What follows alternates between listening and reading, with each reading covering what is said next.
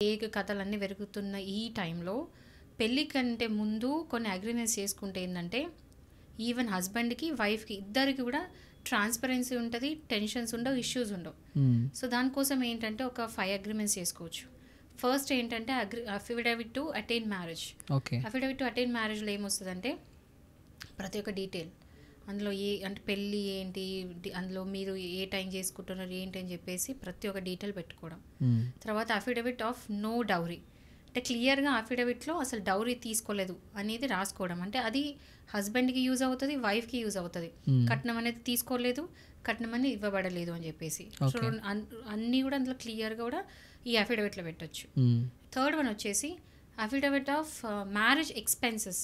Marriage expenses అంటే ఎంత ఖర్చు అయింది ఏంటని చెప్పేసి. పెళ్లిలో కొంతమంది ఏంటంటే 5 లక్షలు అయితే 50 లక్షలు అయిందని చెప్పేసి పెళ్లి తర్వాత రకరకాలుగా వేసి ఇంత ఖర్చు అయింది, నాకు ఇంత వాపస్ కావాలని చెప్పి ఫేక్ పెట్టడం ఛాన్సెస్ ఉన్నాయి. కాబట్టి so affidavit of marriage expenses క్లియర్గా రాసుకోవాలి. అది ఇద్దరికి పనికి వస్తుంది, వైఫ్ అండ్ హస్బెండ్.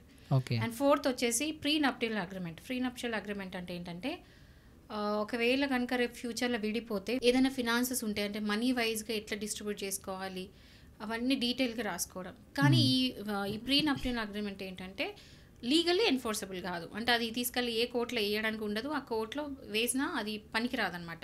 బట్ అందులో ఏంటంటే ఒక ఎవిడెన్స్ లాగా సర్వ్ చేస్తుంది. ఏంటంటే ఇంత రాసుకున్నారు చెప్పేసి ఒక ఎవిడెన్స్ లాగా ఉంటుంది. ఇంకా ఫిఫ్త్ వచ్చేసి affidavit of health and financial status. Health and financial status ఏంటంటే పెళ్లికి ముందే హెల్త్కి సంబంధించిన ఏమున్నా కూడా దాంట్లో క్లియర్ రాసుకోవడం. ఫినాన్సెస్కి అంటే ప్రాపర్టీస్, సంపాదన అన్నిటి గురించి కూడా అందులో స్టేటస్ ఎంత ఉంది పెళ్లి టైంకి అనేది క్లియర్ రాసుకోవడం. దీనివల్ల ఏంటంటే వైఫ్ అండ్ హస్బెండ్కి క్లియర్గా ట్రాన్స్పరెన్సీ ఉంటుంది. సో ఇప్పుడు ఈ కేసెస్ ఈ 498లు ఇవన్నీ కూడా తప్పించుకోవడానికి హస్బెండ్స్కి, అండ్ ఒకవేళ కనుక హస్బెండ్ నుంచి కూడా వైఫ్కి ఏమైనా టార్చర్ ఉంటే కూడా ఇదేంటి క్లియర్గా ట్రాన్స్పరెంట్ ఉంటుంది కాబట్టి క్లియర్గా రాసుకుంటారు కాబట్టి రేపు పొద్దున ఏ ప్రాబ్లం ఉండదు, ఎవిడెన్స్ అనేది క్లియర్గా ఉంటుంది.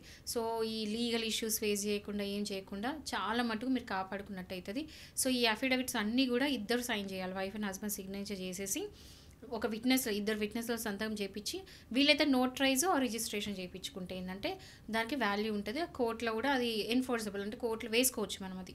సో ఈ అఫిడవిట్స్ని చేసుకుంటే ఏంటంటే ఫ్యూచర్ మ్యారేజ్ లిటిగేషన్స్ ఏవి ఉన్నా, ఇష్యూస్ ఉన్నా కూడా ఏ టెన్షన్ ఉండదు, వైఫ్ అండ్ హస్బెండ్ టెన్షన్ ఉండదు, వాళ్ళ రిలేటివ్స్కి అంటే వాళ్ళ ఇన్లాస్కి టెన్షన్ ఉండదు, ఈవెన్ కోర్ట్ కూడా టెన్షన్ ఉండదు అనమాట. Everything will be clear and fair. Okay, thank you madam.